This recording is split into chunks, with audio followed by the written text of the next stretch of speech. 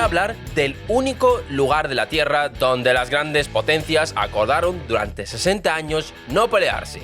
Ni guerras, ni fronteras, ni ejércitos. Un continente entero dedicado a la ciencia, a los pingüinos y a la cooperación pacífica.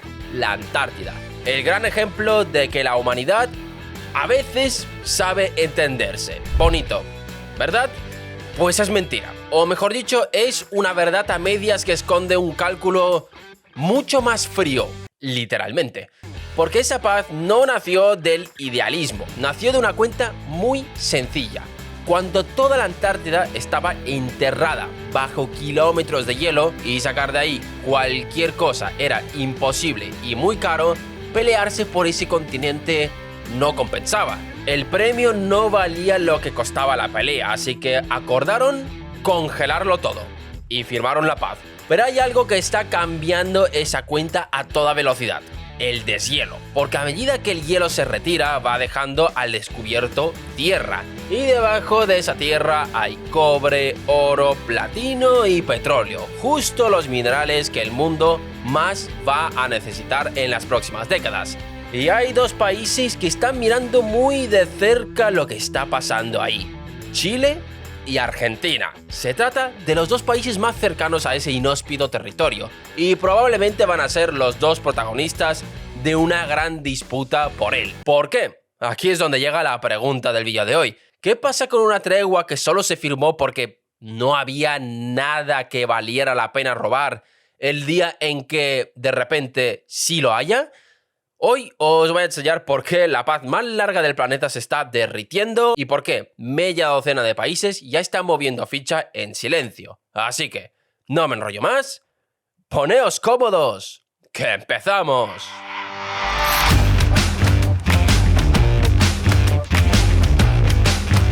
Para entender lo que viene hay que entender cómo se llegó a esa paz.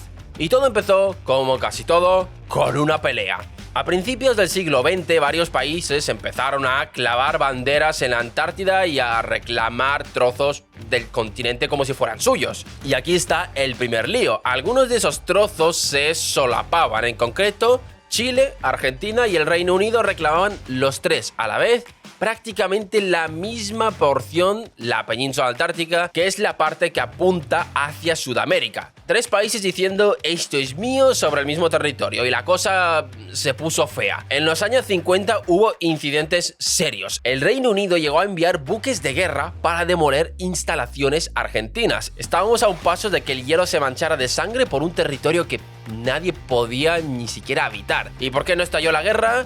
Por pura aritmética de costes, es decir, mantener barcos de guerra y soldados en el lugar más remoto y más hostil del planeta costaba una fortuna. Y a cambio, ¿qué ganabas? Un suelo congelado del que no podías sacar absolutamente nada, porque la tecnología de la época no permitía extraer ni un gramo de mineral bajo 3 kilómetros de hielo. Vamos, que pelear era muy caro y el premio valía de momento cero. La cuenta no salía. Así que en 1959, en plena Guerra Fría, os prometo que los chistes salen solos, no los hago a propósito.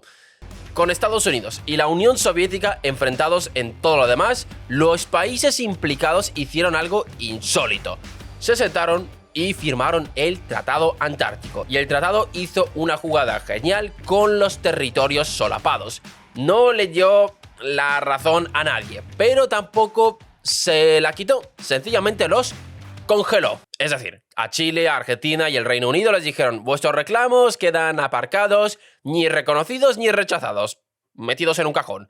Nadie renuncia a nada, pero nadie toca nada, y prohibieron cualquier uso militar. Décadas después, en 1991, le añadieron una segunda cerradura, un protocolo que prohibía explícitamente la minería en todo el continente. La Antártida quedaba blindada como reserva científica, pero fijaos bien en la naturaleza de ese acuerdo, porque es la clave de este vídeo. Esa paz no se firmó porque los países dejaron de querer su trozo. Se firmó en aquel momento porque el trozo no valía lo suficiente como para pelear por él. Era una tregua interesada, sostenida por una única condición: que el premio siguiera sin valer la pena. ¿Y qué hicieron los países que reclamaban su porción mientras tanto? Algo que parece absurdo, pero que tiene toda la lógica del mundo. Siguieron pagando por mantener viva su reclamación, y entender el porqué es lo importante de esta historia.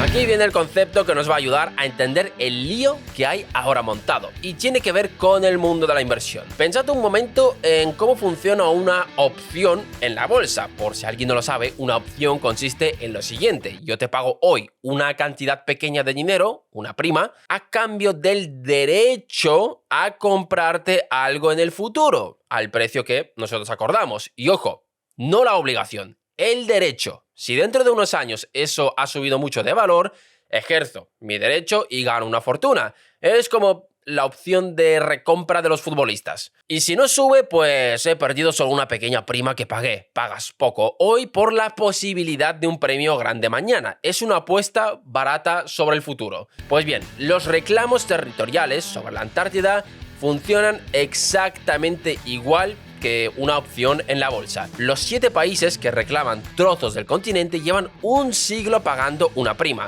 ¿Y cuál es esa prima? El coste de mantener bases científicas muy caras, de enviar expediciones constantes, de tener gente viviendo en uno de los lugares más inhóspitos de la Tierra. Chile y Argentina se gastan entre 30 y 50 millones de dólares al año cada uno solo en sus programas antárticos. Es decir, están pagando año tras año una cuota para mantener vivo su derecho sobre un territorio del que hoy no pueden sacar nada. ¿Y por qué hacen algo tan aparentemente absurdo? Por lo mismo que compráis una opción de bolsa, por el derecho a ejercerlo en el futuro. Llegaron a extremos que parecen surrealistas, pero que cobran todo el sentido. Argentina llevó una mujer embarazada a dar a luz en la Antártida en 1978, para poder decir que había nacido un argentino en suelo antártico y reforzar así su reclamación de que aquello estaba ocupado y era suyo. Chile respondió con lo mismo años después, es decir, usaban hasta los nacimientos como pagos simbólicos de la prima para mantener viva esa opción. Sin comentarios. Durante casi todo el siglo XX esa opción no valía casi nada, porque el activo subyacente, los minerales bajo el hielo, era completamente inaccesible. Era como tener una opción para comprar oro en la luna. Bonito sobre el papel, pero inútil, porque nunca ibas a poder ir a por él.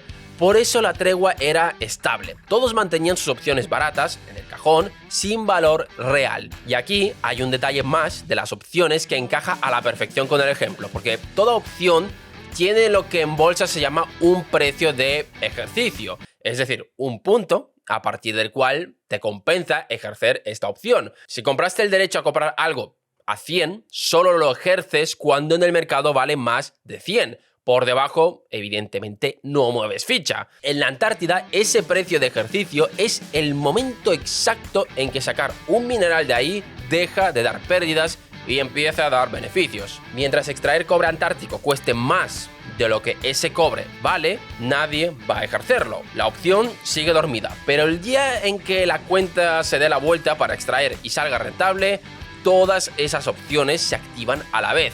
Y por eso el deshielo es tan decisivo, porque está empujando al continente poco a poco hacia ese punto de ejercicio. Pero, ¿qué pasa con una opción cuando el activo que hay debajo de repente empieza a subir de precio? Que esa opción que no valía nada empieza a costar una fortuna y todo el mundo corre a posicionarse. Eso es exactamente lo que está provocando el deshielo.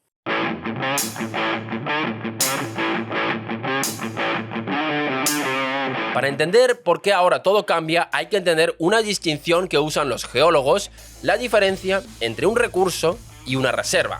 Y es muy sencilla. Un recurso es todo lo que hay físicamente bajo tierra, exista forma de sacarlo o no. Una reserva es solo la parte que puedes sacar ganando dinero con la tecnología y los precios de hoy. Bajo el hielo antártico hay un recurso enorme, pero mientras estuvo enterrado e inaccesible, la reserva era cero. No se podía sacar nada con beneficio, no contaba. ¿Qué está cambiando en la ecuación? El deshielo, por dos caminos. El primero, el obvio.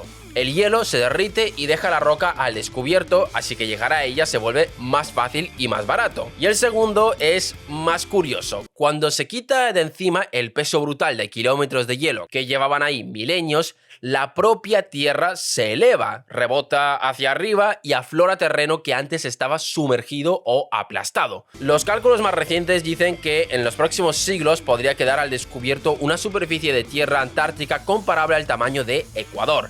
Y no es tierra cualquiera, es terreno que se solapa con depósitos conocidos de cobre, oro, plata, hierro y platino. Y esos minerales no son cualquier cosa, son justo los que el mundo va a necesitar de forma desesperada. Es decir, el cobre y el platino son ingredientes esenciales de los coches eléctricos, de las redes eléctricas, del hidrógeno, de toda la transición energética y de la industria de los chips. Y la demanda mundial de esos minerales se va a multiplicar en las próximas décadas. Y la propia península antártica es geológicamente la continuación de la cordillera de los Andes. La misma franja de roca que hace de Chile el mayor productor de cobre del planeta. Hay buenas razones para pensar que allá abajo hay mucho más de lo que ahora conocemos. ¿Veis por dónde van los tiros? El precio del activo subyacente, esos minerales, está subiendo por dos motores a la vez. El deshielo los hace accesibles y la transición energética dispara su demanda. Y a medida que ese activo sube, las opciones de los países que llevaban un siglo guardadas en el cajón, esos reclamos que parecían ciencia ficción, empiezan a valer cada vez más. Lo que era una apuesta absurda se está convirtiendo en una de las partidas geopolíticas más serias del siglo y esa partida ya ha empezado.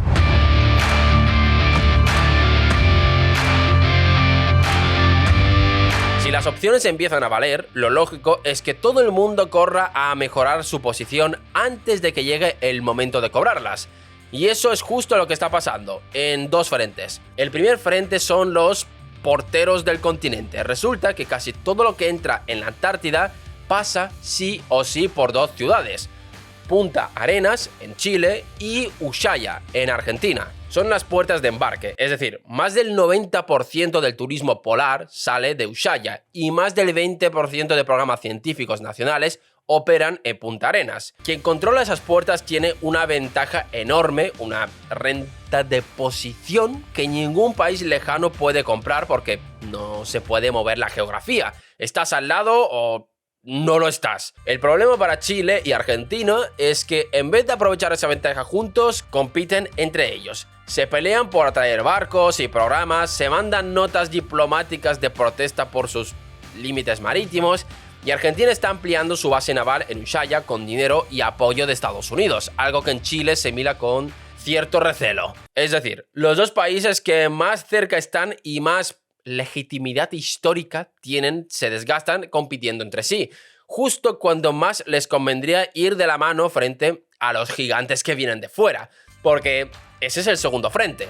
Los que llegan sin reclamar nada pero con muchísimo poder. Y aquí el protagonista es China. China no reclama ningún trozo de la Antártida, pero ha construido 5 bases con una sexta en camino, algunas equipadas con antenas que sirven oficialmente para la ciencia, pero bueno, siempre hay analistas occidentales que dicen que a lo mejor sirven para fines militares. Pero la jugada china es la más astuta de todas. Es decir, China se ofrece a invertir en los puertos sudamericanos, en Punta Arenas, en Ushuaia, a financiar infraestructura que es muy cara a cambio de una cosa: apoyo político para cuando el tratado se renegocie. Cambiar dinero presente por un voto futuro. Comprar hoy y barato un aliado para la partida que se jugará mañana. Es exactamente la misma estrategia que se ha usado en África y en medio mundo. A esto se suman Rusia, modernizando sus bases y mirando las pesquerías, y Estados Unidos, que mantiene la mayor base del continente, vigilando que China no crezca demasiado. Vamos, que mientras la mayoría de gente sigue viendo la Antártida como un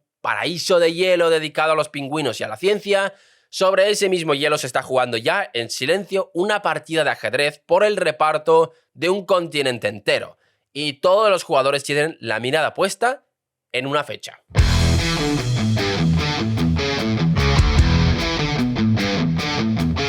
La fecha mágica es 2048. Es el año en que aquel protocolo que prohibía la minería podrá por fin revisarse. No quiere decir que en 2048 se vaya a abrir la Antártida a las excavadoras ni mucho menos. En 2048 la prohibición no caduca ni desaparece. Lo único que ocurre es que a partir de ese año cualquier país puede pedir que se revise. Y cambiar las reglas exigiría un acuerdo de muchas partes, concretamente 3/4 partes de los países, algo complicado de lograr. Es decir, 2048 no es una bomba de relojería que va a estallar, es más bien la fecha en que se abre legalmente la puerta a discutirlo. Pero esa puerta, por el simple hecho de existir, se ha convertido en el horizonte hacia el que todos miran y para el que todos se preparan.